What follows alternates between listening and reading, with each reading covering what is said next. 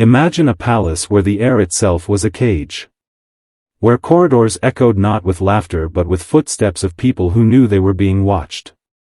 Where behind silk curtains and carved cedar doors, the ruling bloodline guarded a secret darker than any war they waged. You've heard stories of tyrants. You've heard legends of wicked kings.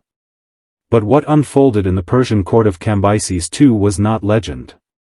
It was not myth. It was policy, the logical endpoint of a power system designed to isolate its ruler from anything resembling morality.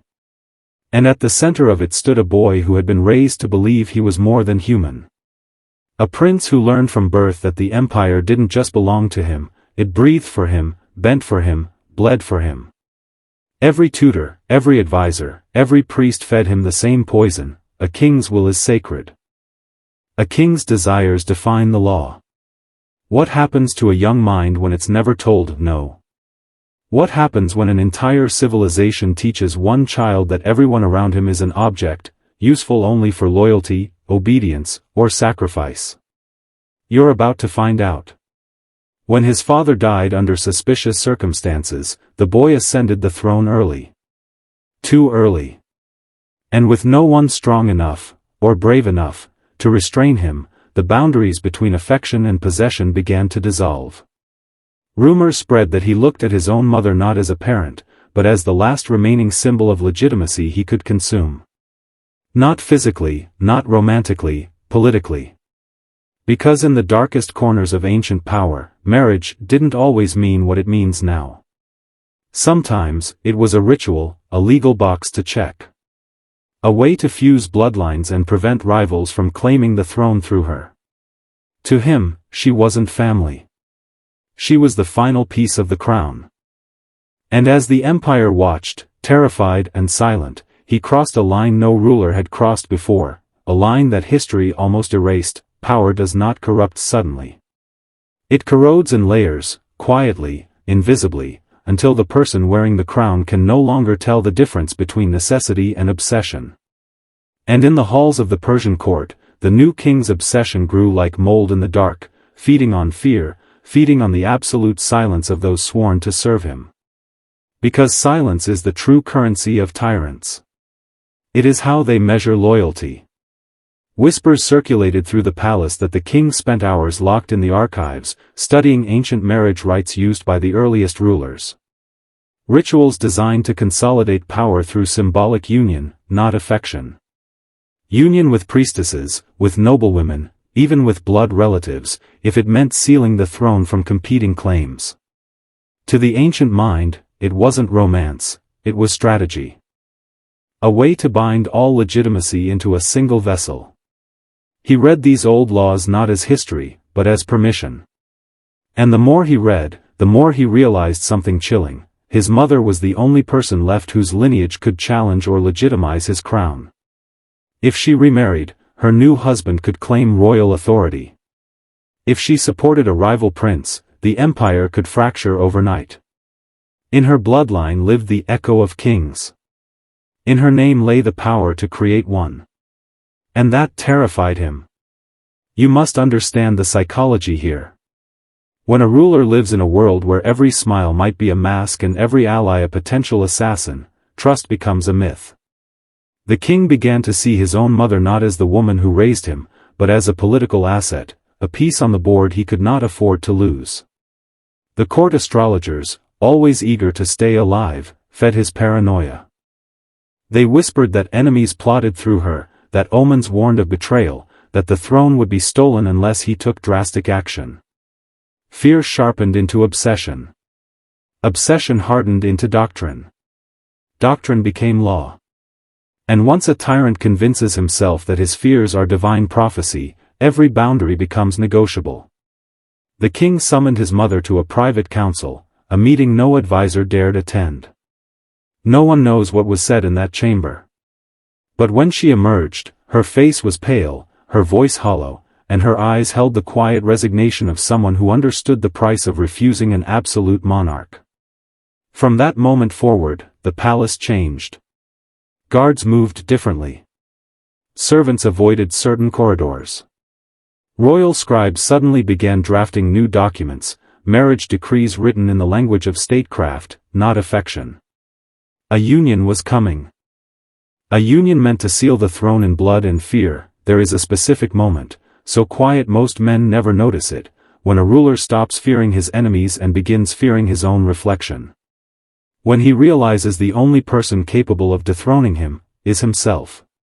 That moment arrived for the king in a way the palace never forgot.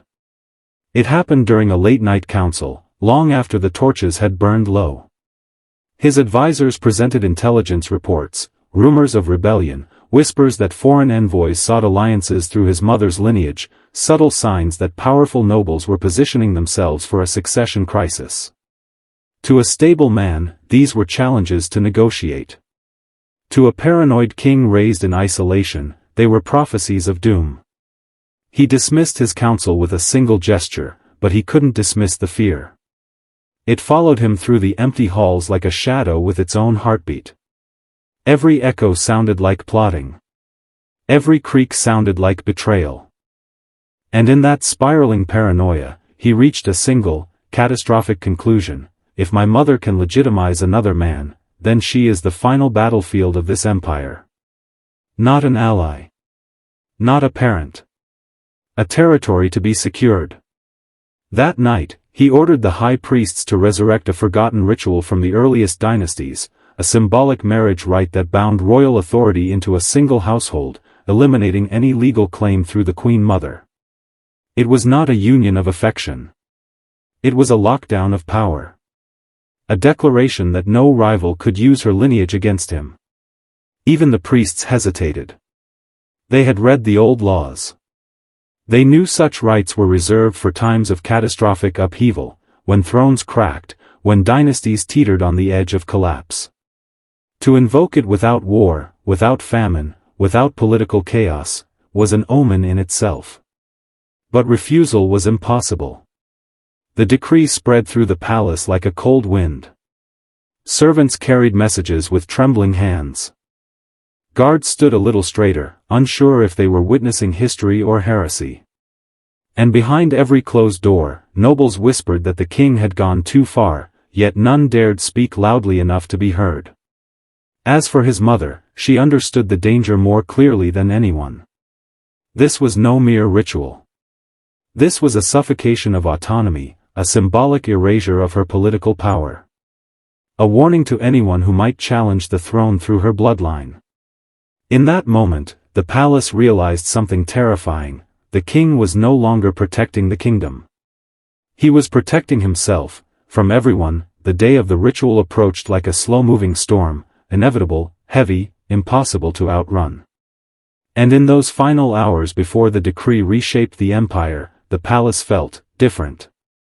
Not louder. Not chaotic. Quieter. As if marble and stone were holding their breath. But there was someone else holding their breath too: you. Because everything you've heard so far, the paranoia, the ancient laws, the merging of bloodline and power, is not just a story about a king long dead. It's a mirror. A reminder of what happens when fear governs the mind, when a man trades clarity for control, when power becomes a cage instead of a weapon. History doesn't repeat because people forget, it repeats because people refuse to see themselves inside the pattern. And this is where your transformation begins. The king, tormented by visions of betrayal, asked his private council a question that chilled even the most seasoned generals: if power is threatened by the blood that made me, then what loyalty can I trust in anyone else? No one answered. They couldn't. Because the question wasn't political, it was psychological. He was no longer ruling the empire, he was fighting the shadows inside his own mind. Every advisor saw it. Every servant sensed it. Every guard felt the tremor of a throne growing restless. That night, the king shut himself in his private sanctum. No scribes. No priests. No guards. Only a man and the silence he had created. Some say he stared at the old tablets for hours. Others claim he stood before the mirror, searching for the line where the ruler ended and the terrified son began. Whatever he saw in that reflection convinced him that the ritual was no longer a choice. It was survival. And as he prepared to bind his mother into the structure of the throne itself, a symbolic union meant to eliminate every rival claim, one truth became undeniable: he wasn't saving the empire. He was saving the version of himself that couldn't live without absolute control. Now listen closely, because this is the moment I speak directly to you. If you want to break free of the patterns that trapped kings, tyrants, and fallen men throughout history, write this in the comments twice: I choose clarity over fear.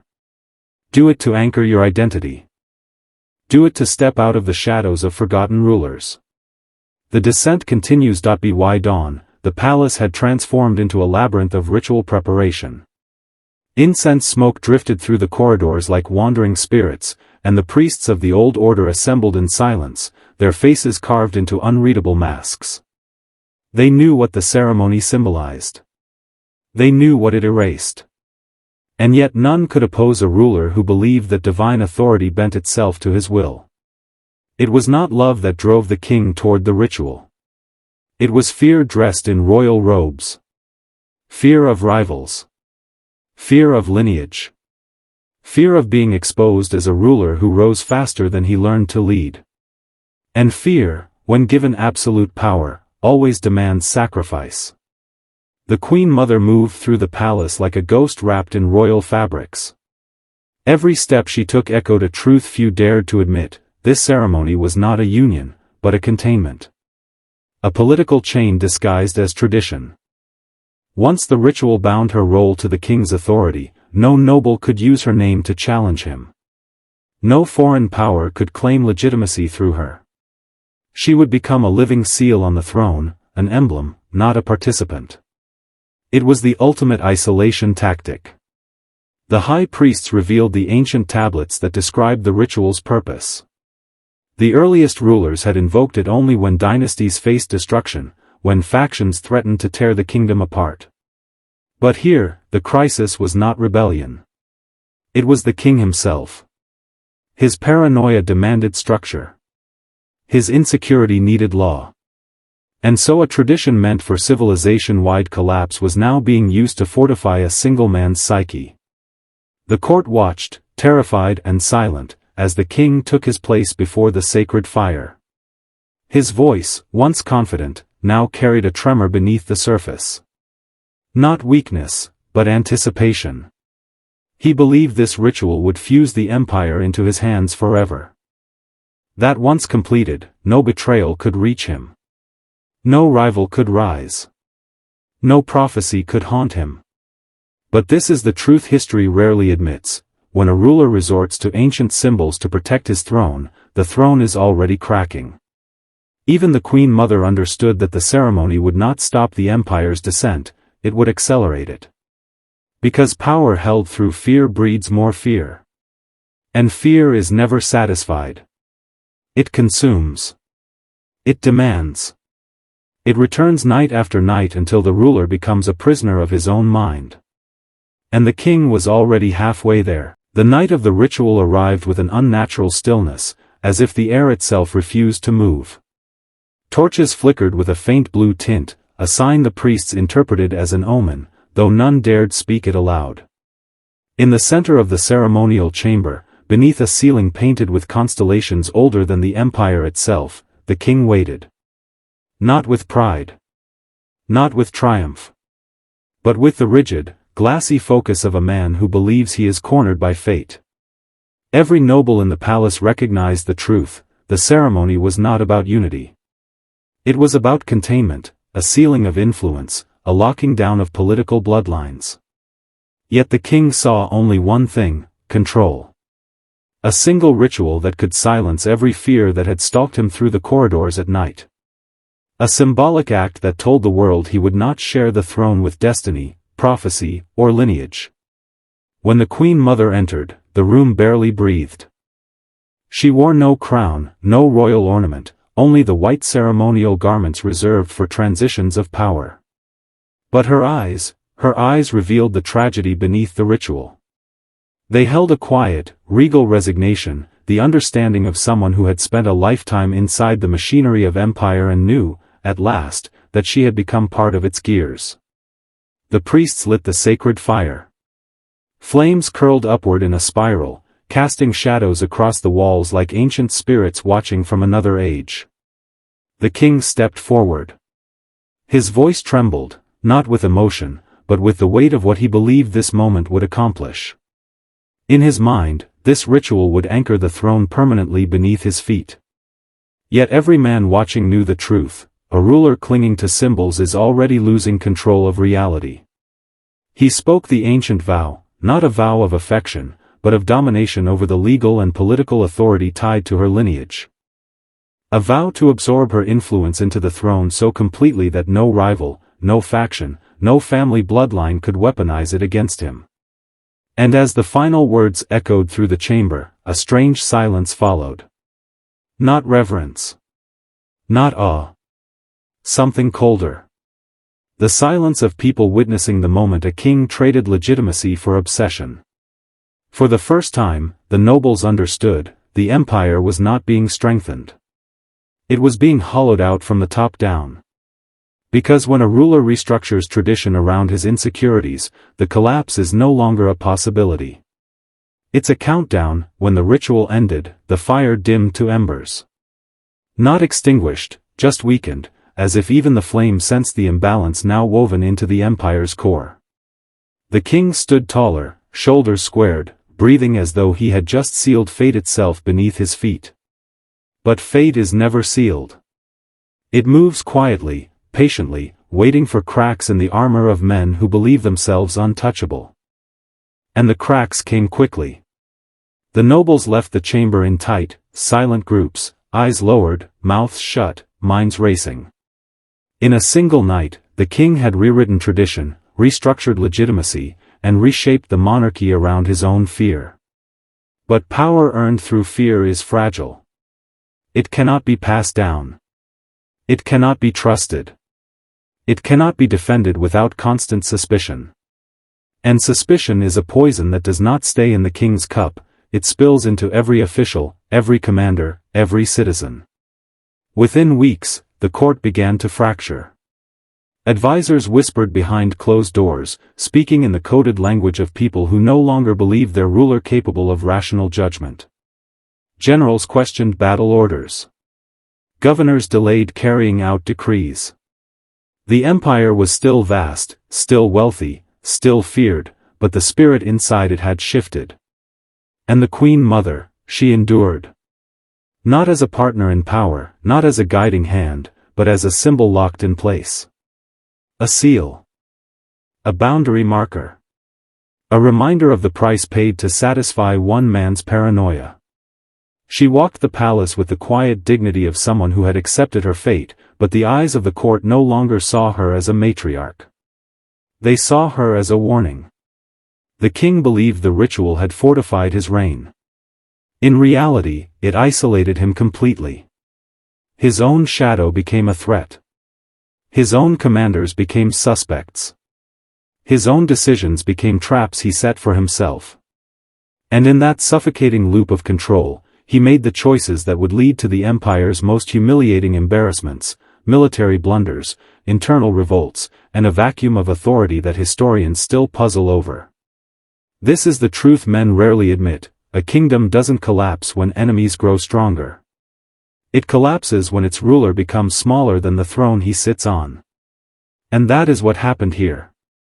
The prince who bound his mother to keep his throne didn't secure his legacy. He doomed it.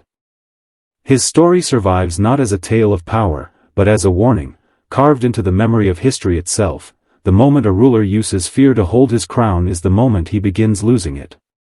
And now you know the secret you were never meant to hear.